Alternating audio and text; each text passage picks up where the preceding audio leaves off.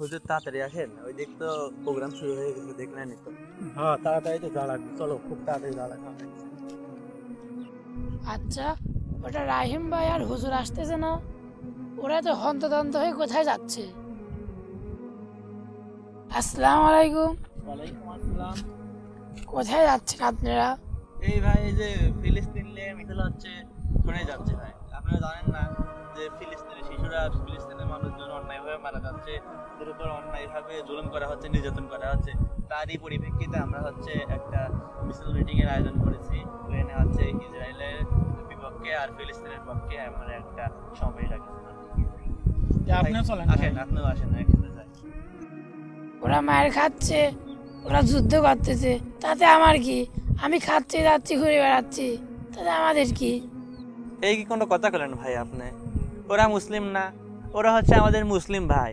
ওরা আজকে মায়ের খাচ্ছে, কালকে তো আমরা মায়ের খেতে পারি। আজকে ওরা উপর জুলুম নির্যাতন হচ্ছে, কালকে তো আমার উপরে জুলুম নির্যাতন হতে পারে। আপনি কি কোনো কথা বললেন?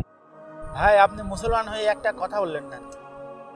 আল্লাহ রাব্বুল আলামিন কোরআনুল কারীমের মধ্যে সূরা নিসার মধ্যে বলেছে, ওমা লাকুম লা তুকাতিলুনা ফি সাবিলিল্লাহ ওয়াল মুস্তাদআফিনা মিনাল বিলদানি ওয়ান নিসাই ওয়াল্লাযিনা ইয়াকুলুনা রাব্বানা আখরিজনা মিন হাযিহিল ক্বরিয়াতি যালিমি আহলুহা ওয়াজআল লানা মিন লাদুনকা ওয়ালিয়্যা ওয়াজআল লানা মিন লাদুনকা নাসীরা। তোমাদের কি হয়েছে? তোমরা আল্লাহ ও শিশুদের এবং নারীদের জন্য লড়াই করো না।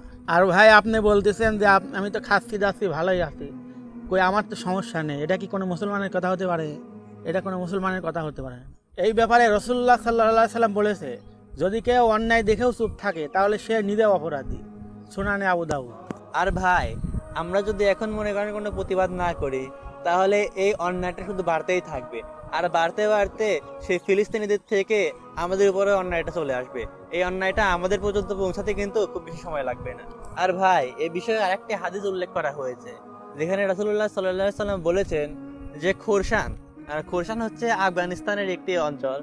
সেই আফগানিস্তানের একটি অঞ্চল থেকে একদল কালো পতাকাবাহী লোক বের হবে, যারা হলো অন্যায়ের বিপক্ষে এবং সত্যের পক্ষে জিহাদ পরিচালনা করবে। এবং বিশ্বনবী সাল্লাল্লাহু আলাইহি সাল্লাম বলেছেন যে তোমরা যেখানেই থাকো, অসুস্থ থাকো আর সুস্থ থাকো, তোমরা হামাগুড়ি দিয়ে হলেও সেই কালো পতাকাবাহী দলের সাথে যোগ দাও, কারণ সেই কালো পতাকাবাহী দলের মধ্যে থাকবে ইমাম আল মাহাদি। সুনানে আবু দাউদ।